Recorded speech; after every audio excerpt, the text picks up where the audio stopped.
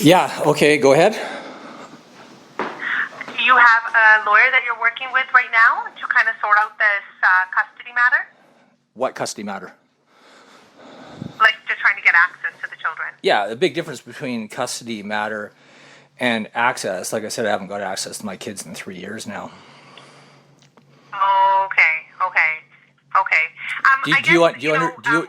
Hold on. Do you understand the difference?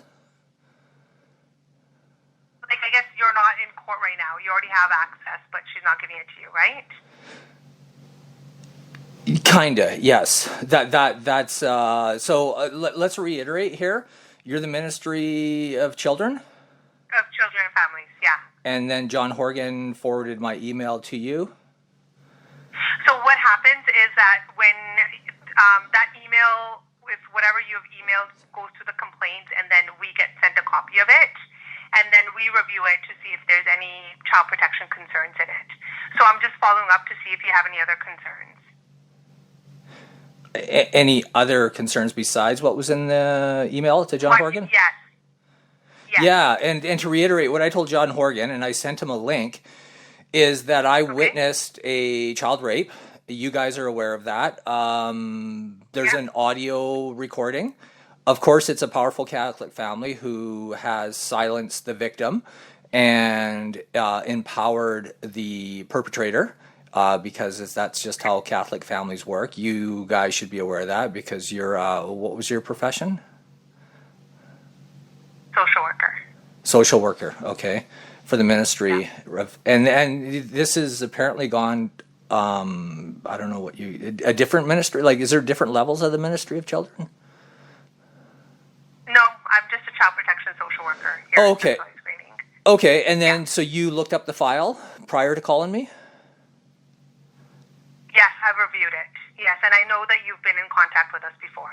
Right, going back to many years, right? Like, I showed you guys at the time I was fighting to get access to medical records for my children. There was like weird heart conditions prior to some serious dental surgery. And I fought in the courts and chased doctors around for years. Finally achieved those records, and then they just basically, I don't know. Just people. You guys told me you can't read them because you're not doctors. So, and then you guys went over to her house. And you went inside, and I said, she's not a drug addict. She drinks wine. Well, I don't know anymore. I haven't seen her in years. But, I know she drinks wine, but she's definitely not a drug addict. And she's an extreme control freak. And I explained that all to you guys. I explained that there was violence, both emotionally and physically. That time I talked about Munchausen by proxy. I read a little bit on that because I'm trying to diagnose this myself. No help from the ministry. No help from anyone in government. And then you, like you said, you guys went over there, looked at her house and said, well, it's clean. And then you said, well, she has a good job. Yeah. And then you guys told me straight up that the ministry's hands are tied unless there's blatant drug use and blatant physical abuse where you can actually see the scars like instantly without looking at medical notes. Right. You guys can't do anything, right? Yeah. So is there something, like what prompted you to contact John Horgan? Did something specifically happen again? Or is there any new information? Well, in terms of your children? I'm a dad, right? Yeah. Right? A parent. So you were just concerned, yeah. What did you say? So you were concerned about your children? Well, didn't I just tell you I haven't seen them in 3 years? Right. And that so that's why you contacted them. And that there's a guy that I physically caught raping another boy that lives in close contact with my children, and that family fought tooth and nail they went to court, they all did affidavits. Not one of them, including the victim, could say that rape didn't happen. John Horgan was supplied a copy of that recording that went to court that was so powerful that the court, the lady that transcribed it for the courts, actually chased me out in the hallway and said, this is sick, this is disgusting. You need to get protect your children. Like, she does these things all the time, rapists and murderers. And she had, she was so appalled by what she heard and just the tone of it all. I mean, you have to listen to the whole thing to hear the tone, that she chased me out to the hallway to say, man, you got to fight for your kids, right? And then I told you guys that I fought tooth and nail for my kids over a period of almost a decade, over $100,000, and that the mom is embedded. Her whole family's told me, because I'm not Catholic, that no longer the father of my children, which is one thing, right? I mean, I want to talk a little bit, like I got to put this on the parallel of Indian residential schools, which I do talk about. I have in the past talked about this, right? Like, I mean, the BC government, the Canadian government, Every Child Matters, orange T-shirts, dead bodies they're digging out of the back of the schoolyards for Indian residential schools, right? We say we care, right? Yet, I mean, I just told you that I haven't seen my kids in 3 years.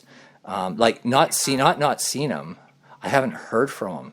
My mom and dad have not heard from them. My mom actually died of ALS over a year ago, and didn't get to see her grandchildren as she was dying of ALS because of parental alienation. But it's more than parental alienation, way more than parental alienation, right? These are the best words I can use is the family law cartel make me go to court over and over. And the first thing you said when you got on the phone is, do you have a lawyer? And yes, I've had many lawyers over the years. I will add, and I'll say two names for you, Andrew Lau and Amanda Jane Rose, right? Yeah. Okay, write those down. I don't know them, but they're yours. Okay. Well, they're not mine. Andrew Lau went to court on behalf of my ex-partner to make some false claims, which I was vindicated in court, and they were outlandish. I tried to take my son to a pediatrician on Fraser Street.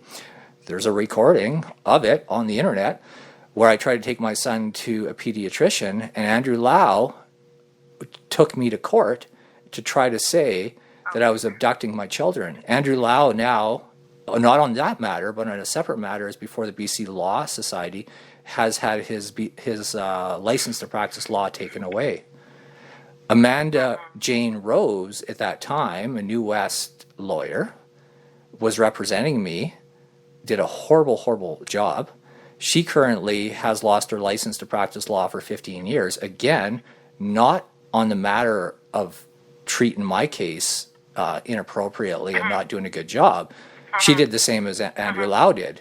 They kind of took some money that didn't belong to him and got the Law Society upset, right? So it's not the Law Society doing this for me and all the horrors I've been through. They're doing this because you don't want to piss the Law Society off. I also know something about Amanda Rose, why the Law Society came after her, and it was, in my opinion, vindictive, right? And I gave a speech to an XR, or not a speech, a witness account, because they wanted more dirt on Amanda Rose, but under the guise of maybe telling my story. But no, it wasn't about that. It was about going after Amanda Rose again to put an extra nail in her coffin, all because of the politics of the BC Law Society and the powerful lawyers that run this town and the powerful judges. Yeah. So tell me I'm wrong. So I was no, hold on. Tell me I'm wrong. I came to you guys, right? Many times, and I provided over 100 pages of medical notes. I was told you guys couldn't read them, and you guys straight up told me, and I love the honesty. I love the honesty, right? You guys told me that the mom has a good job. The mom's house is clean, and she's a major control freak, right? We lived when I lived with her for many years, over a decade. Our house was so spotless you could eat off the floor. It was like incredible. That was her thing, right? You guys told me, the ministry told me, that because she's got a clean house, there's no needles lying around, and she has a good job, that there is absolutely nothing you guys can do. Because, and this is what I was told, there are so many children being abused and raped, and that was actually the word you guys used, raped in British Columbia, that it's overwhelming and you're understaffed and you do not have the mandate to save every child. Not even every child, but even a percentage of those children never get saved.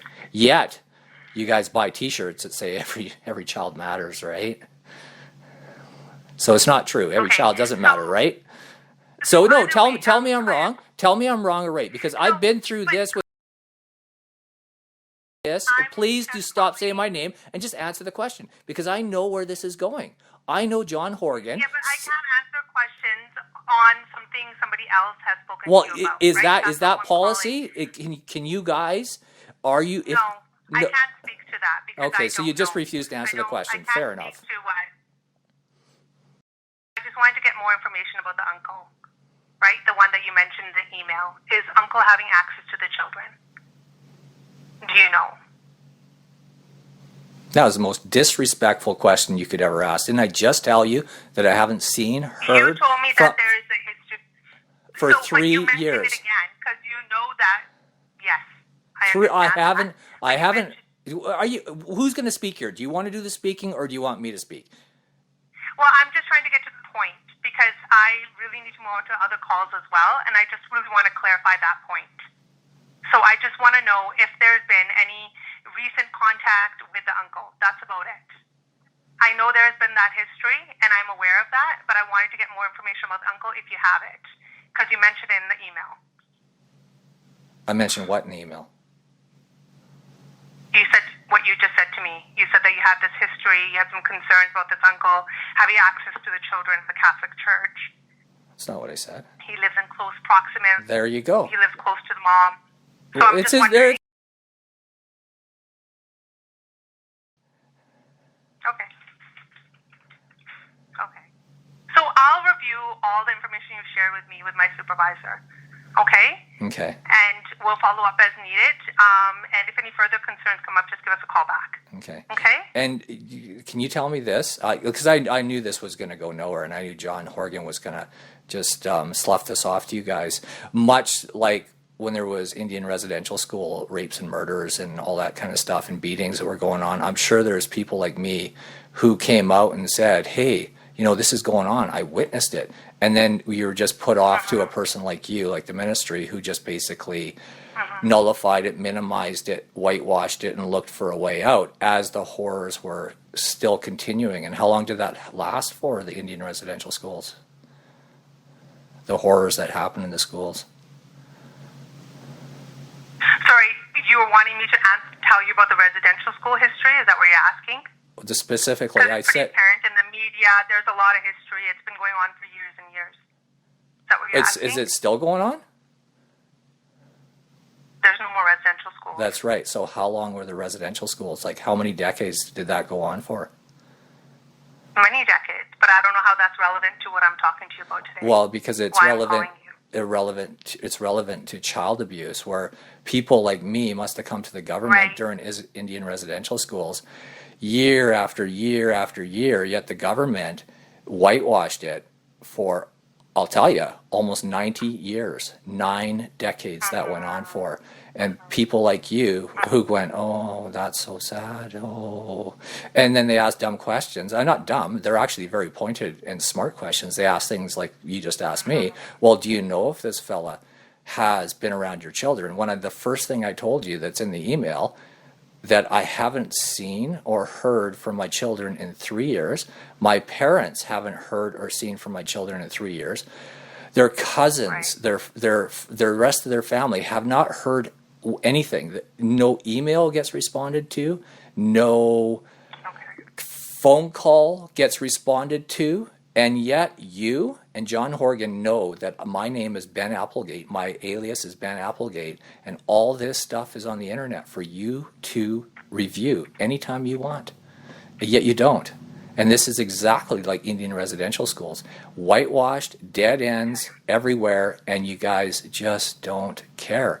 And this is not about that guy who's near my kids. This is not about my ex-partner abusing my children. This is about the government who facilitated and keeps promoting her, right?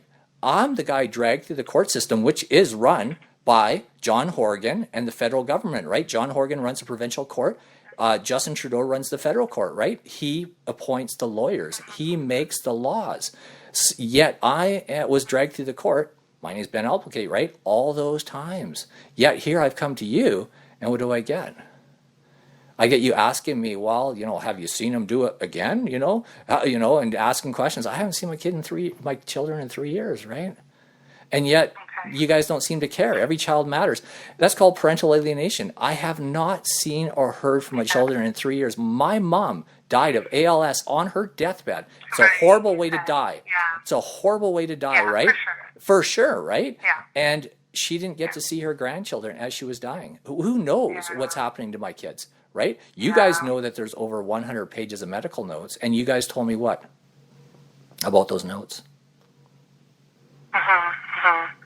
You said, you didn't say, You know what you told me? You said you can't read them. You said you guys are not doctors. Even though you're the provincial government, you don't have access to doctors to read those notes that were blatant child abuse, right? Do you know why? Do you know why? Because I'm a dad, and you guys are facilitated by the cartel, the family law cartel that makes billions and billions of dollars off the backs of families. And let me explain it to you. Give me 1 second here. And people say, it's conspiracy, right? No, it's not conspiracy. It's called economics. I took economics in school. Canada does not create nothing. We do not compete globally. So what we do is we feed off our own people. All that money when I got divorced was sitting in my bank account. As thousands and thousands and thousands of families that get divorced, that money's sitting in bank accounts, sitting in houses, sitting in cars, right? And you guys want access to that money. So you guys run us family members, us families, through your kangaroo courts. And it's absolute horror story. As these moms, this poor mom, my poor ex-wife, who's got mental illness, is being facilitated and propped up by you guys and by the court system. And you're all one, right? Because this is a closed loop system, right? John Horgan makes the laws with Justin Trudeau. They appoint the lawyers for the kangaroo courts. And then when I say, hey, I've got a really, really big problem. It's all on the internet because one after another, I keep putting on the internet because you guys don't listen. And that's pretty sad. Have you seen a lawyer? Have you done this? Have you done that? And it's just a circle. I just keep going around in circles year after year after year after year. And what happens socially to children that don't have dads? Children that don't have moms, don't have access to moms or dads, right? I mean, you guys do it to moms too. What happens is there becomes social dysfunction, right? Just like Indian residential school. You better give me 1 second, right? Because this is serious stuff. You guys fucked the Indians up, right? You did. You intentionally did that with policy, right? And I read policy, right? I read a lot of policy in my job.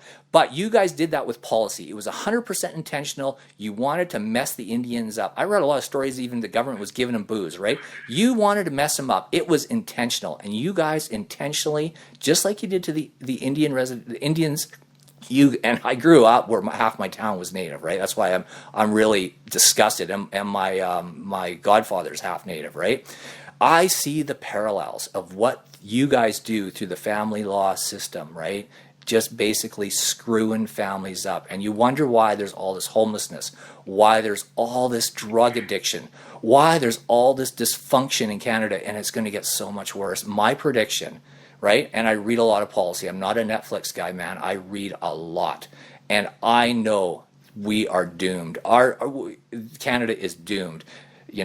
This is just so messed up. And it's like even what you guys did to the indigenous, because, politically correct, even though a lot of my friends still prefer to be called Indian. But what you guys did to the indigenous, it will be felt for decades more. And what you guys do to families in Canada, in British Columbia, John Horgan, Justin Trudeau, and all those dark people in the dark rooms, right, hiding right in the policy, all the corrupt judges in the U.S. Supreme Court, it will have effects on Canada for decades and decades, even if you stopped it today. Even if you said we want to make a difference, which you clearly don't, and John Horgan clearly doesn't, and Justin Trudeau, because I CC'd everybody on these emails, I CC'd one of the top lawyers that works for the the Ministry of Justice in British Columbia, right? I research who these people are, and I stick this problem right to them. And you know what they do? They bounce it to people like you, right? Ministry of Children, who just does absolutely nothing unless someone's got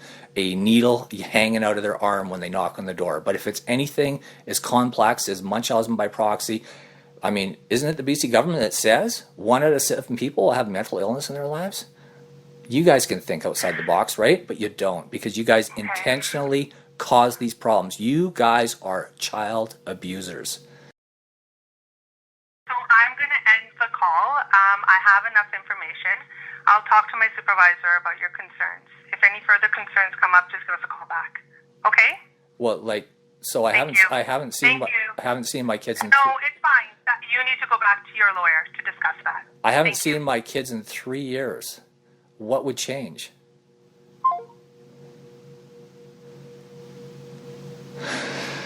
So I just got a call from the Ministry of Children, and I just got hung up on.